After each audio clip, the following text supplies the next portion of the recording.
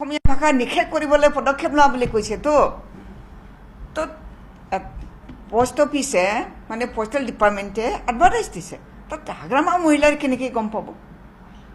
যে বড়ো ভাষাত দিছে না অসমীয়া ভাষাত দিছে কেনেকৈ গম পাবহি না আপোনাৰ মতে কি হ'ব লাগে আপোনাৰ মতে এডভাৰটাইজটো কেনেকুৱা হ'ব লাগে উচিত হৈছে নেকি মই উচিত হোৱা নোহোৱা তেওঁলোকৰ কথা গৰিহণা দিবলৈও নাযাওঁ মই হাগ্ৰামা মহিলাৰে জ্ঞাথাত ইয়াৰ ওপৰত কোনো কৰ্তৃত্বও নাই তেওঁ জ্ঞাত নহয় তাৰ কাৰণে হাগ্ৰামা মহিলাক কিয় ক্ৰিটিচাইজ কৰিব সমালোচনা কিয় কৰিব BTCক কিয় সমালোচনা কৰিব তেওঁলোকে অপৰাধ কৰিছে যা তা কথা কৈ হাগ্ৰামা মহিলাৰিক এনেকুৱা ধৰণৰ চৰ্চা কৰি থকা সমালোচনা কৰি থকাটো আমি কিন্তু কনচিডাৰ কৰিব নোৱাৰোঁ অসমত যেনেকৈ চলিছে BTCটো চলিছে বড়ো ভাষাত অফিচ নাই চলোৱা ইংৰাজীত চলাইছে যেনেকৈ অসমত ইংৰাজীত চলায় এনেকৈ নিন্দা কৰিবৰ কাৰণে মানুহ এটা ৰেডি কৰি ৰাখিব নালাগে তেওঁ আৰু এটা কথা কালি কৈছে যে BTC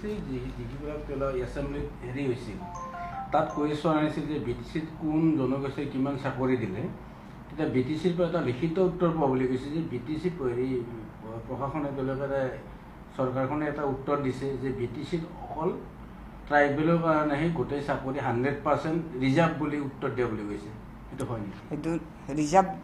বুলি তেওঁলোকে ৰিপ্লাই দিয়াটো কিন্তু অফিচাৰে ৰিপ্লাই দিব কিন্তু কাউন্সিলৰতো ৰিপ্লাই দিয়া নাই আৰু তাত অকল বড়োসকলে চাকৰি পাইছে সেইটোতো নহয় না অন্যান্য জনগোষ্ঠীৰ মানুহেও পাইছে কিন্তু এইটো কথা ঠিক যে আন্দোলন কৰা যিটো সংগঠন তেওঁলোকে নিজৰ মানুহবিলাকক প্ৰথম চাব সেই হিচাপে নিশ্চয় চাইছে মই নাজানো কিমান বড়ো আছে কিমান অনাবড়ো আছে মই নাজানো তেওঁলোকৰ মানে অফিচিয়েল ষ্টাফত কিমান কোন আছে মই নাজানো কিন্তু তথাপিও কৈছোঁ যে যিহেতু বহু বছৰ সংগ্ৰাম কৰাৰ মূলত BTC চুক্তি হ'ল BTC চুক্তি হোৱাৰ সময়ত তেওঁলোকে বিশেষকৈ নিজৰ সংগঠনটো এডজাষ্ট কৰি যোৱাটো বেছি বিচাৰিবনে নাই তাত মানে অলপমান মুষ্টিমীয় মানুহে চাকৰি পাইছে তাত হিচাপ কৰিব কিয় চাব লাগে তথাপি তেওঁলোকে যিটো কৈছে যে লিখিত উত্তৰ বুলি কৈছে যে লিখিত উত্তৰ দিছে 100% মই নাজানো এইটো কথা এইটো মই ইয়াৰ ওপৰত নজনাকৈ কমেণ্ট দিয়াটো ৰিপ্লাই দিয়াটো ঠিক নহয় নাজানাকৈ এনেকৈ আন্ধাধুন কথা কোৱাটো ঠিক নহয় আৰু মোক এনেকৈ আন্ধাধুন মোক প্ৰশ্ন কৰাটো ঠিক নহয় কালি যিটো ব্ৰজেন মহন্ত যি ধৰণৰ অভিযোগ আনিছে এই অভিযোগটো মানে কোনো যুক্তিযুক্ত নাই বুলি ক'ব যুক্তি নাই কাৰণ অসমত যেনেকৈ অফিচ চলিছে আমাৰ তাতো অফিচ চলিছে বড়ো ভাষাততো অফিচিয়েল ফাইল পত্ৰ নাই যোৱা নহয় ইংৰাজীত গৈ আছে যেনেকৈ অসমত যায় অসমত অসমীয়া ভাষাত চলা নাই ইংৰাজীত চলি আছে অফিচিয়েল লেংগুৱেজটো ইংৰাজী চলি আছে চবতে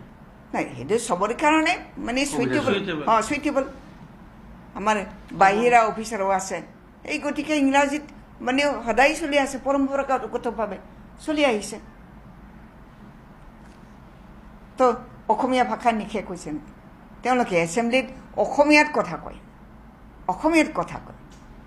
নিজৰ এছেম্বলিত ক'ত ভাষা নিষেধ কৰিলে আমাৰ প্ৰতিটো মিটিঙত অসমীয়া ভাষাত আমি কথা কওঁ ক'ত অসমীয়া ভাষা নিষেধ কৰিলোঁ আমিতো ইংৰাজী নকওঁ অসমীয়াতে কওঁ না এতিয়া কোৱাটো বাৰু ঠিক আছে কিন্তু কাউন্সিলৰ ভিতৰত হিচাপ দিয়ক আমাক কেতিয়া আমি বড়ো ভাষাত মিটিঙত লেকচাৰ দিলোঁ হিচাপ দিয়ক আমাক মই বিচাৰিছোঁ আমাক ৰিপ্লাই দিব লাগিব কি আহ্বান জনাব এতিয়া অবড়োসকলে BTCত জুই জ্বলাবৰ কাৰণে তেওঁলোকে পদক্ষেপ লৈছে যদি ভৱিষ্যতে অগ্নিগৰ্ভা হয় তেতিয়াহ'লে ব্ৰজেন মহন্তৰ নিচিনা মানুহবিলাকে জগৰীয়া হ'ব আৰু তাৰ কাৰণে তেওঁলোকে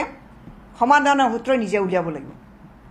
ভিতৰতে সেই NRC-টো কওক শেহতীয়া NRC যিহেতু বহুতে বহুত আক্ষেপ কৰিছে আপোনাৰ দৃষ্টিত কি হৈছে আমাৰ ওপৰত ইমান মানে জাপি দিয়ে আমাক ইমান নিন্দা কৰে আমি NRC-ৰ ওপৰত কথা ক'বৰ সাহস নাই আৰু এতিয়া মোৰ ক'বৰ কাৰণে হা PTC-ক শেষ কৰিবৰ কাৰণে চব ফালৰ পৰা পদক্ষেপ লোৱাটো দেখা পাইছোঁ মই NRC-টো আমাৰ ৰাজ্যখনৰ স্বাৰ্থত হৈ আছে তাৰ ওপৰত মই কথা ক'ব লাগে যদি আৱেগ অনুভূতিত যদি তেনেকুৱা কালিমা হানি দিয়ে হা অসমৰ কাৰণে আমি চিন্তা কৰা মানুহ মই চিন্তা কৰা মানুহ মই নিজকে চিনি পাওঁ মই গোটেই অসমৰ কাৰণে অসমীয়া মানুহৰ স্বাৰ্থৰ কাৰণে মই চিন্তা কৰোঁ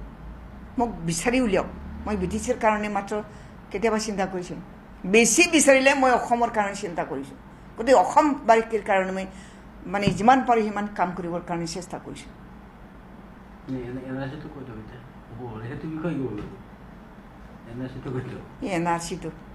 NRC-টো গোটেই অসমবাসীৰ স্বাৰ্থৰ কাৰণে কৰা হৈছিলে অসমবাসী যদি সন্তুষ্ট নহয় তেতিয়া মই সন্তুষ্ট নহওঁ